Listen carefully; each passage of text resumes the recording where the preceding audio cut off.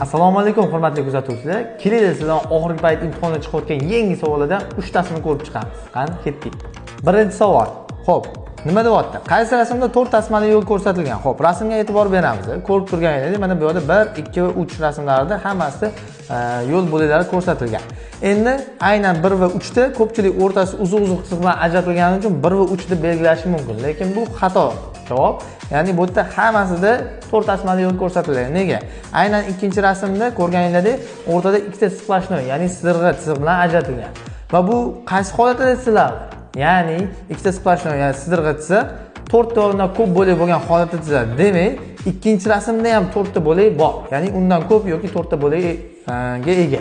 Shuning uchun uchala rasmda ham 4 ta bo'lakli yo'l ko'rsatilgan hisoblanar ekan.